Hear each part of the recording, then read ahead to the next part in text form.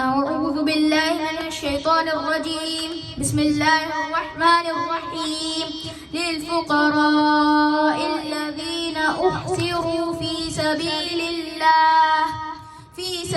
الله لا يستطيعون ضربا في الأرض يحسبهم الجاهل أغنياء من التعفف تعرفهم بسيماهم لا يسألون الناس إلحافا وما تنفقوا من خير فإن الله به عليم.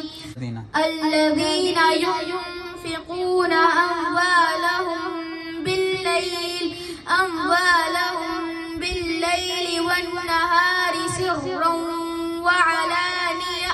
وعلانية فلهم أجرهم عند ربهم ولا خوف عليهم ولا هم يحزنون. ما شاء الله.